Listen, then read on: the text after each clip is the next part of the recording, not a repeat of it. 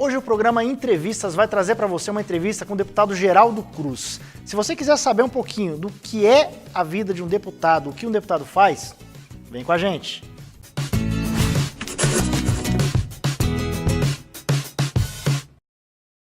Estamos aqui mais uma vez com o programa Entrevistas. Hoje eu, Rogério Mota, entrevistando o deputado estadual Geraldo Cruz. E a gente vai falar um pouquinho do que é ser um deputado, não é, deputado? Olá, Rogério. Primeiro agradecer aí a oportunidade de conversar com você sobre esse assunto do papel do parlamento de uma forma geral, né? Porque no meu caso vou falar da Assembleia Legislativa, mas vale também para as câmaras municipais, um pouco para o Congresso Nacional. Bom, antes da gente falar dessa questão de ser um deputado, eu quero falar um pouquinho da história do Geraldo, né? Que ele começou há muito tempo aí na carreira política. Ele foi vereador da cidade de Embu das Artes por 2 vezes, né, Geraldo? 3 vezes. 3 vezes. 3 vezes vereador. 14 anos de mandato. 14 anos de mandato, olha aí. E 8 de prefeito. Essa sua gestão, né? O que te levou a querer trabalhar para a população? O que te levou a fazer esse trabalho pro cidadão? Se envolver na política de uma forma geral, né? Sim. Na verdade, eu comecei a minha militância no grupo de jovens da igreja.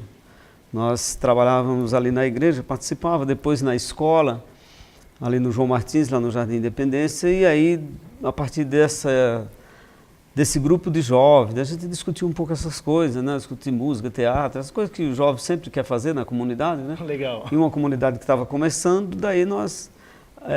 diante da necessidade que havia ali naquela região, nós achamos interessante que era importante participar da política. Foi aí que veio a redemocratização do Brasil e veio a criação dos novos partidos. E nós lá na década de 80? Isso lá no início da década de 80. No início da década de 80, final da década de 70, começo de 80. Daí nós entramos na política, a partir ali do grupo de jovens, me elegi vereador.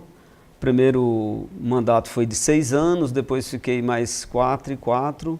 E o último foi quando eu terminei em 99, que tinha um trabalho lá que nós trabalhamos muito forte pela transparência do Poder Legislativo, que era uma insistência nossa ali, persistência, quer dizer que tem que dar transparência nas coisas públicas.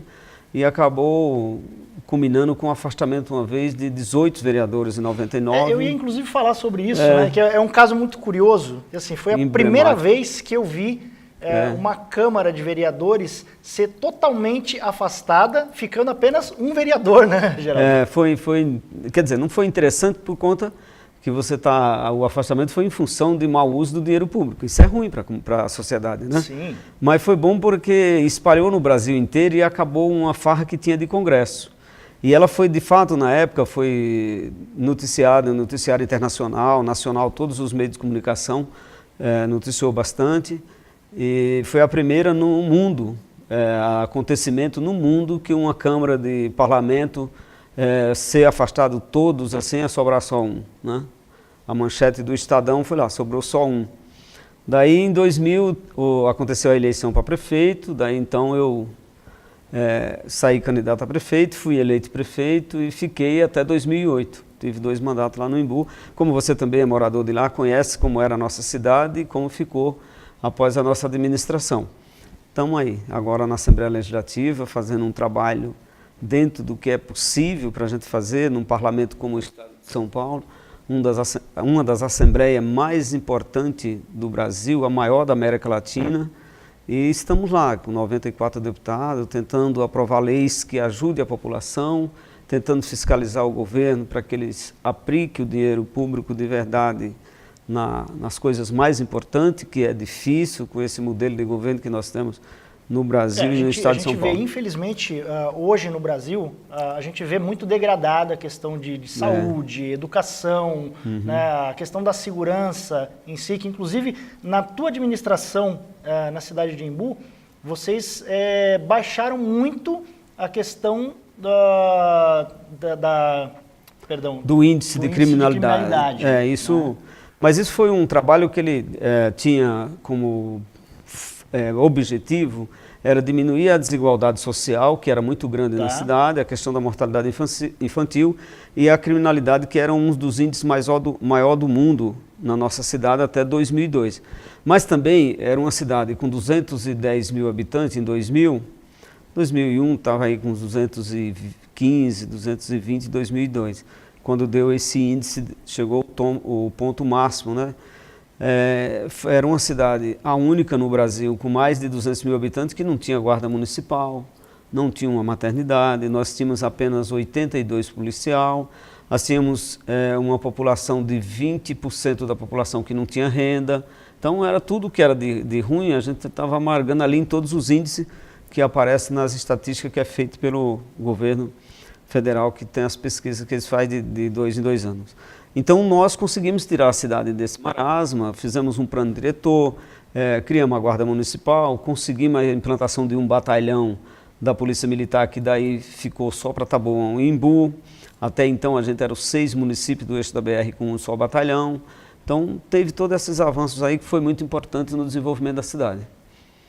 Bom, e assim, com essa administração que você fez na cidade de Imbu, te levou a querer alçar voos maiores, no caso hoje, como deputado?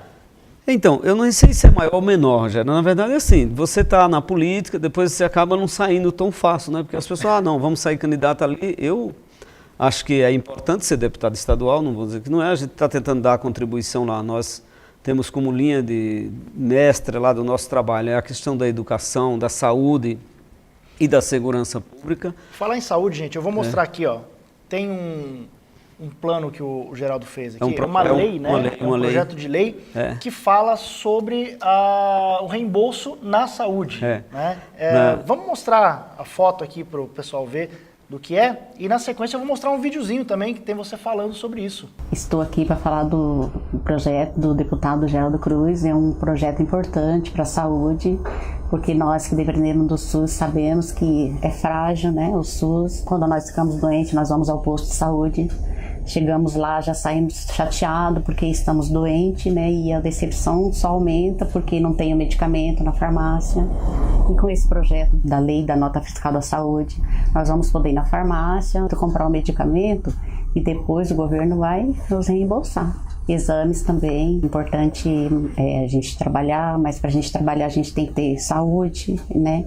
E os nossos representantes, eles têm que pensar no povo, né? E esse projeto é muito importante porque ele cuida da gente, né? Ele cuida do ser humano. Essa nossa lei da nota fiscal da saúde, ela quer garantir à população que não falta o medicamento para ela. Ela quer garantir que a população não mais fica esperando 6 meses, 1 ano para ter o seu exame. Então ela estabelece essas regras, por isso que é importante, pelo que você já ouviu que a população falou do benefício, mas também o cumprimento que vai garantir uma saúde melhor para a nossa população e uma transparência com a compra desse medicamento e o custo que a prefeitura vai ter com esses exames.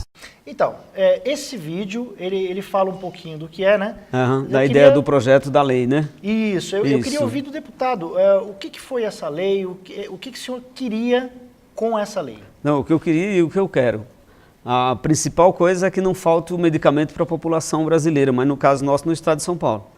O que acontece hoje? Nós temos o melhor sistema de saúde do mundo, que é o SUS, é um sistema único de saúde, que é custeado pelos 3 entes federais. É o governo federal, o governo estadual e o governo municipal. É o Fundo da Saúde que dá conta de tudo. E o SUS tem uma relação de medicamento que ele fornece para toda a população. Então, está lá no Sistema Único de Saúde, você vai no Ministério da Saúde, você abre, tem lá a relação de remédios que você tem acesso direto na unidade de saúde ou, em alguns deles, nas farmácias populares. O que acontece hoje? Acontece hoje que a maioria dos municípios, quase todos, falta o medicamento diariamente.